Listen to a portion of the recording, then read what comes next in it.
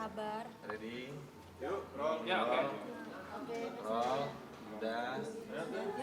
Oke, selamat Kak Sania akhirnya lulus. Alhamdulillah. Dan mungkin boleh di-sharing hari ini seperti apa nih agendanya? Iya, jadi hari ini tanggal 20 Oktober, alhamdulillah agenda aku adalah wisuda ya, wisuda magister psikologi aku, profesi klinis hari ini, dan ditemani oleh teman-teman media semuanya.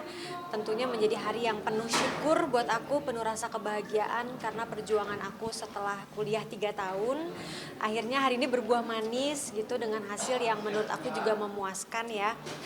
Jadi ya mohon doanya semoga ilmu aku bisa membawa keberkahan buat kedepannya. Dengan IPK berapa Kak Awa? IPK-nya 3,76 gitu. Apa? Cum laude. Karena kalau saya di Untar itu batas cum laude kan 375 gitu. Aku pas banget nih 376 gitu. Jadi alhamdulillah masuk ke cum laude gitu. Perjuangannya sendiri gimana sih Kak? Ya, kuliah juga.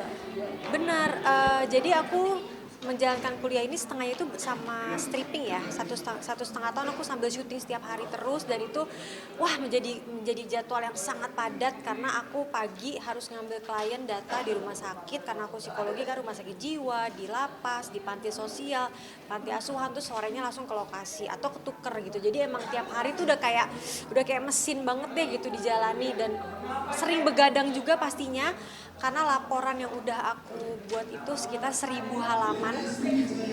Syarat aku untuk lulus ke magister psikologi ini adalah mengambil 9 kasus. Nah 9 kasus itu laporannya 1000 halaman. Jadi kalau tesis aja tuh udah berat ya. Tesis tuh kurang lebih paling 100-an. Ini 10 kali lipatnya gitu. Jadi memang satu perjalanan yang luar biasa sih. Apa? Tentang apa? Apa? Oh tesisnya. Iya. Jadi kalau tesis aku kemarin judulnya itu adalah peran separation anxiety pada psychological distress dan juga insomnia terhadap orang tua yang tidak bisa sama anaknya gitu. Dan mungkin aku mau jelasin sedikit ya, orang banyak yang beranggapan kalau tesis aku nih, wah tesisnya isinya kisah hidup nih gitu. Itu aku klarifikasi enggak kayak gitu, karena tesis itu pada dasarnya adalah tulisan ilmiah. Jadi semua yang ada di dalam tesis itu adalah hasil penelitian sebelumnya. Nah kebetulan inspirasinya dari kehidupan aku enggak, jawabannya pasti ya, karena teman-teman semua juga pada tahu. Jadi aku juga mencari inspirasi dari kehidupan, kalau orang tua dipisah sama anak itu ada dampak psikologisnya enggak.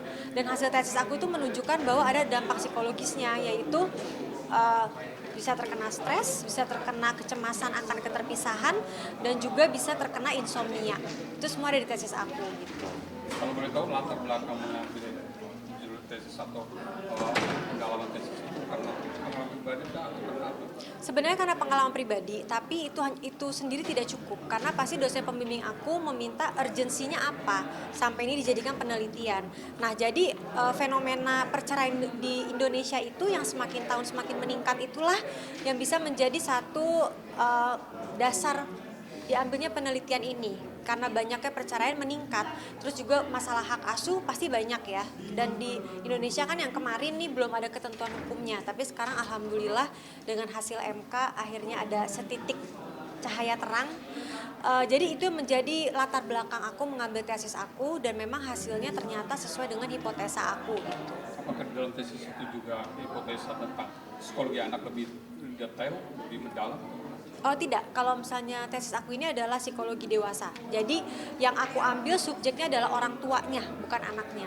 Dan menurut aku itu satu hal yang lebih jarang ya. Orang kalau bikin penelitian mungkin kayak korban broken home, anak akan terkena dampak psikologis kalau orang tuanya bercerai. Tapi mungkin gak banyak yang mengambil apa sih yang dirasakan orang tuanya ketika dia mengalami perceraian, ditambah dia kehilangan waktu bersama anak. Perceraian aja tuh udah kehilangan pasangan. Nah ini kehilangan anak, jadi tuh pasti ada dampak psikologisnya apa sih? Nah itu yang aku cari tahu. Dan akunya tidak termasuk, aku tidak termasuk partisipan ya. Dan itu yang berbicara semuanya udah data, karena aku pakai metode kuantitatif. Jadi pastinya pakai olah data SPSS dan lain-lain. Jadi insya Allah hasilnya bisa dipastikan tidak bias.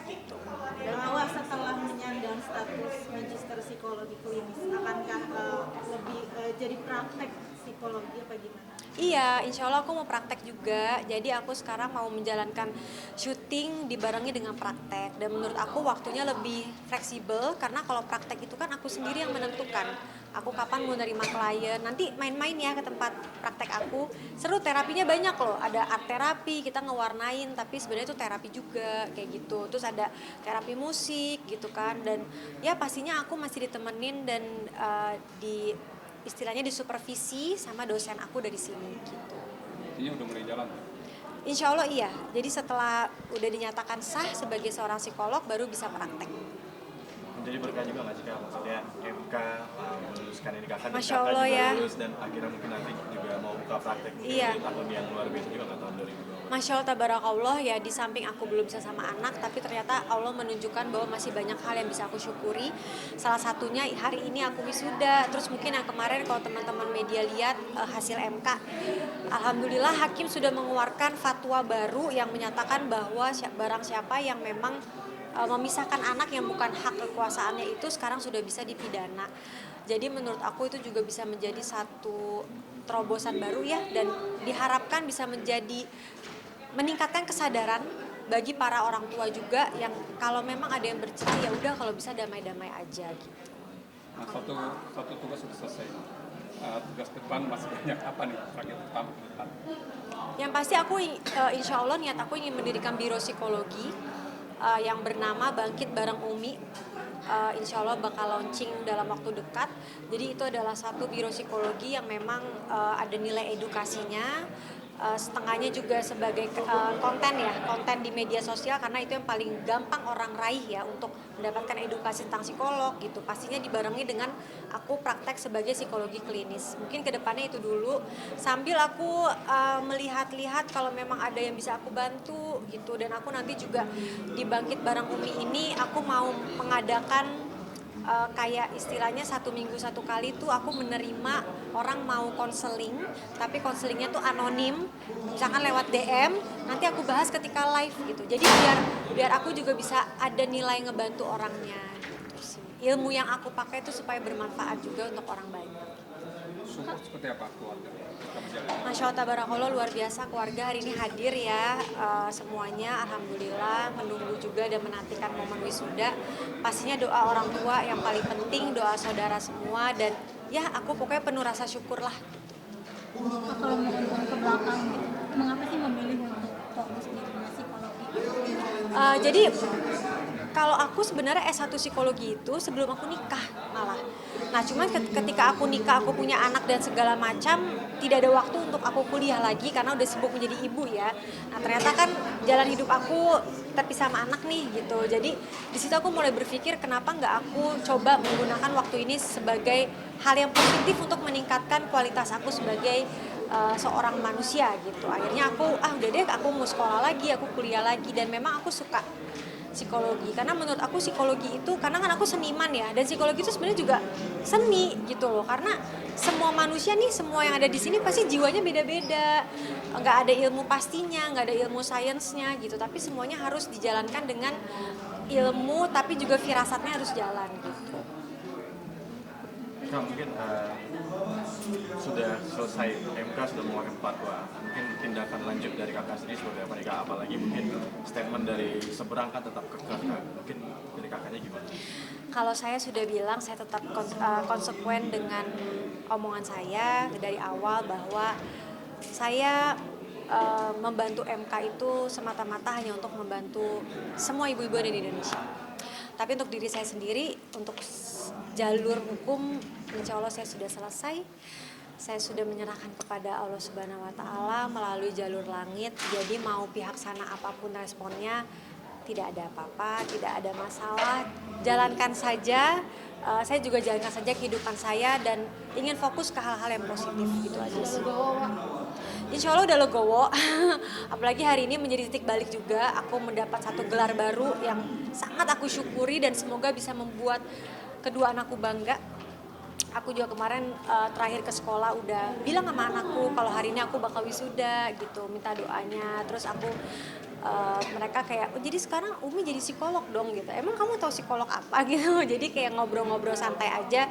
Padahal ya aku melakukan ini semua juga salah satu faktornya supaya mereka juga bangga memiliki ibu yang bisa sekolah lagi gitu. Jadi untuk kedepannya lebih legowo aja. Berarti tidak ada jalur apapun lagi kan? Enggak sih, enggak. Kalau misalkan maksudnya ngelaporin bapaknya kan, Atau enggak. mau ngambil gimana gitu? Enggak sih, enggak apa-apa. Aku udah di tahap yang menunggu aja kapan anakku yang mau sama aku, ayo sini, Umi siap menyambut kalian. Jadi aku tunggu kemauan itu dari anakku aja. Itu karena mikirin psikologi Sabira sama Syarif apa gimana? Pasti Mbak, itu salah satu faktor terkuat nih aku mikirin psikologis mereka, aku nggak mau menjadi ibu yang egois. Dan menurut aku mereka sekarang udah semakin besar ya, Syarif 11 tahun, Sabira 9 tahun, mereka makin bisa berpikir secara luas gitu loh. Maksudnya kayak melihat keadaan, menilai. Jadi aku pikir sekarang bukan saat yang tepat untuk ya melakukan hal-hal yang ekstrim gitu loh. Kayak misalkan aku main ambil aja, mereka kan juga udah ngerti gitu. Tapi Wawa, ini gerbangnya Wawa nih. Ya.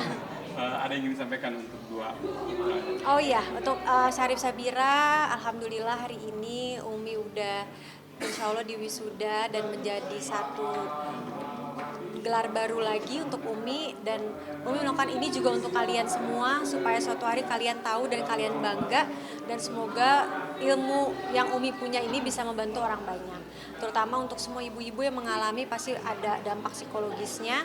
Insya Allah aku juga akan mau aktif secara media sosial berkomunikasi dengan mereka semua gitu. Tapi kalau untuk bertemu anak sendiri sulit nggak sih Kak? Atau emang ada waktu khusus atau ada terserah kapan Kakak mau ketemu gitu? Jadi bukan terserah ya, waktu khususnya emang cuma di sekolah aja gitu, dan cuma waktu istirahat doang, jadi terbatas banget gitu sih.